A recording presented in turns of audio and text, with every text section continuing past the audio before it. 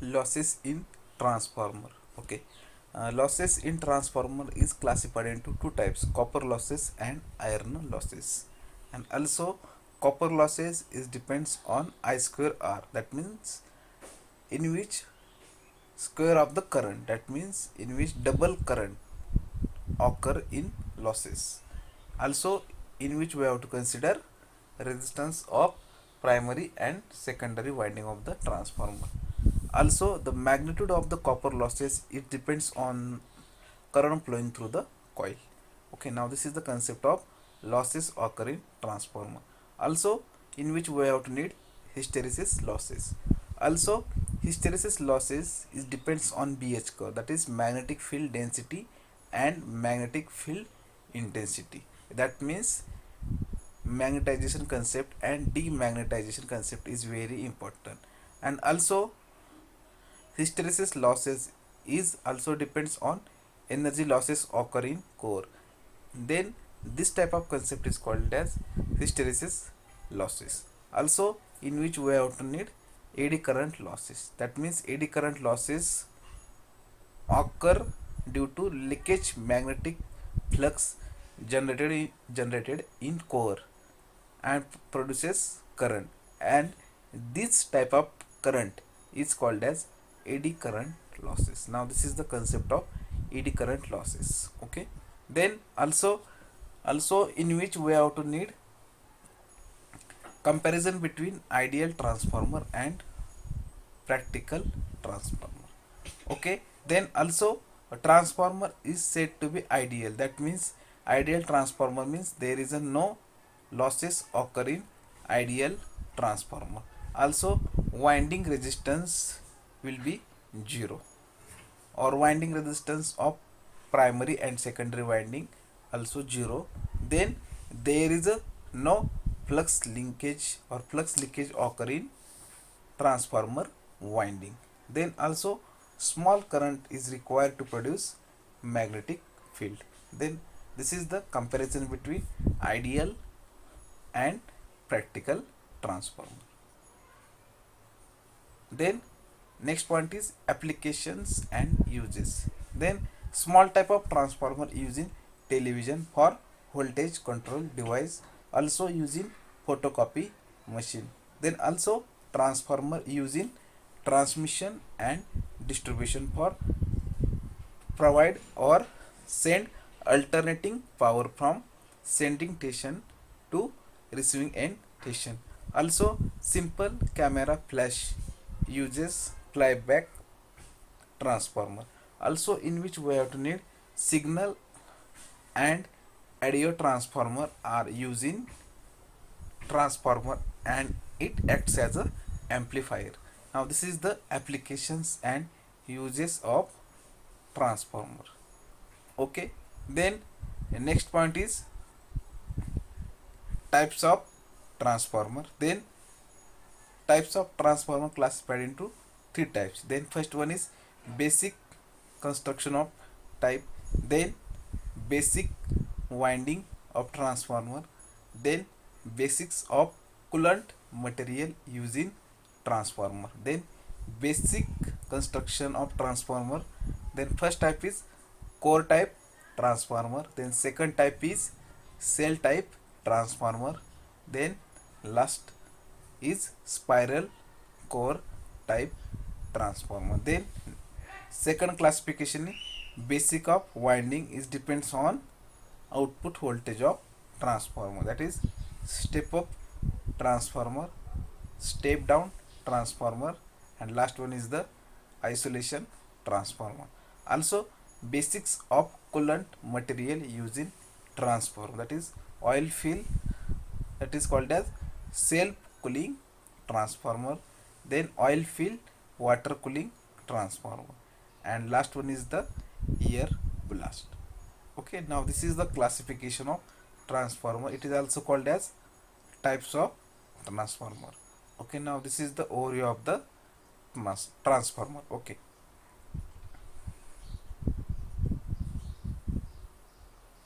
then next point is basic construction of transformer. Okay, now this is the core type transformer, and this is the cell type transformer. Okay, now this is the single phase core type transformer, and this is three phase core type transformer. Okay, now this is the spiral type transformer, then this is the single phase cell type transformer, and this is the three phase cell type transformer. Okay, now this is the classification of transformer. Okay,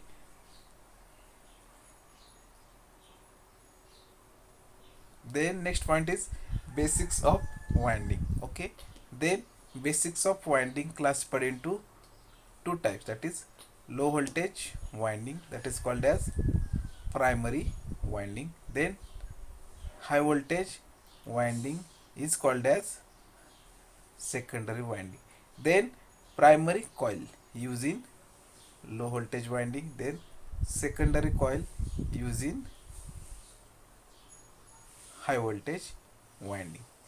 Okay, then also in which we have to need first concept is step up transformer. Okay, step up transformer means output voltage is greater than input voltage.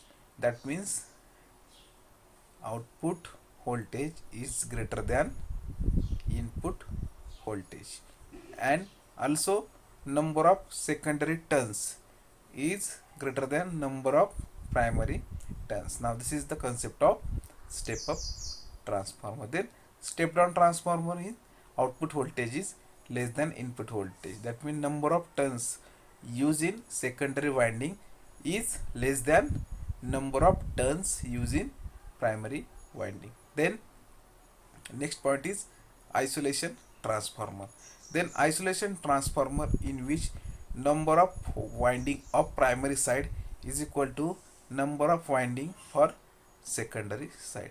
Now this concept is called as isolation of transformer. Now this is the diagram of isolation transformer.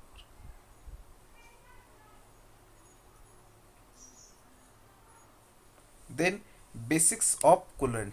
Then in transformer oil fill self cooling use in transformer, then oil fill also use water medium useful for coolant, and also use air blast, that means atmospheric air useful for transformer for cooling purpose. Then applications, then transmitting electrical energy from over long distances with the help of wire. Also small type of transformer using television and radio receiver for voltage control. Then also transformer using voltage regulator. Also transformer using power and distribution substation. Then last point is auto transformer. Then auto transformer consists of only one winding, and also in which the winding is common to both from primary and secondary. Also the working principle of auto transformer is same as that of normal transformer. Okay, and also in auto transformer one winding is divided into primary and secondary. Then advantages is less costly, better regulation, low losses occurring transformer winding. Then disadvantages is the auto transformer does not provide electrical isolation between winding. Now this is the whole concept of auto transformer.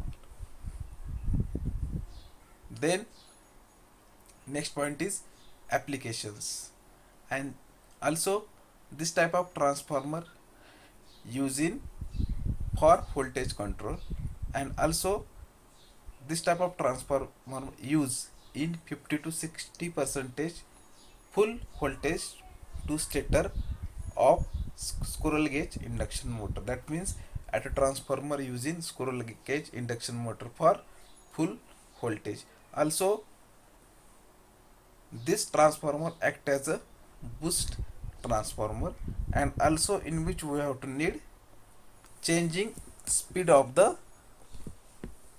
induction motor with the help of supply voltage. Now this is the concept of auto transformer. Then also in which we have to need modes of heat dissipation. Okay, then modes of heat dissipation classified into three types. First one is conduction. Now this is the concept of conduction, convection and radiation. Okay, now this is the example of modes of heat dissipation. Also conduction through solid or stationary fluid, that means T1 is greater than T2, that means supply or incident temperature is greater than final temperature, or initial temperature is greater than final temperature. In convection, the concept is shown in also in which surface temperature is greater than final temperature, that is infinity temperature. Then also radiation means also temperature flows from surface 1, that is surface T1 to surface T2. Now this is the diagram of radiation, convection and conduction. Now this is the concept of modes of heat dissipation. Then conduction means transfer heat between atoms and they collide with substances. Now this is the concept of conduction, that means in conduction two objects touching to each other. Then also in conduction means heat transfer, and also this heat transfer from one end of the material to, or this is the metal rod, and also in which one end of the material temperature is high and this temperature is transferred from this point to this point to this point. Okay, now this is the concept of conduction. Okay, now this is the diagram of conduction is shown in, that means temperature flows from this part to this part. Now this is the concept of conduction. Okay, then also this is the graphical representation between temperature. This is the critical temperature and this is the higher temperature, and this temperature, thermal conducting temperature, is depends on thermal conduction through uniform slab, that means rate of change of temperature with respect to time. Okay, now this is the concept of temperature, and also temperature gradient is equal to dt upon dx. Now this is the thermal conducting or thermal conduction. Then also the formula of conduction is given by, okay, now this is the temperature T1 and this is temperature T2. Then charge is applied at that instant. This temperature flows from this part to this part, that is q is equal to minus k a dt upon dx, and charge measured in watt. Then k indicates for thermal conductivity, they a indicates for cross sectional area measured in meter square, then temperature measured in Kelvin or degree Celsius, then x indicates for heat flow path. Then final expression is q is equal to k into a into bracket T1 minus T2 upon x1 minus x2. Then heat flux, that is q double dash is equal to q upon a. Then the value of q is put ka T1 minus T2 upon x1 minus x2. Then minus k into dt upon dx watt per meter square. That means negative sign indicates that heat transfer in the direction of decreasing temperature. Now this is the concept of conduction. Okay, then next point is convection. Then convection is heat transfer by mass motion of the fluid. That means conduction is heat transfer from air and water. Now this whole concept is called as convection. Okay, now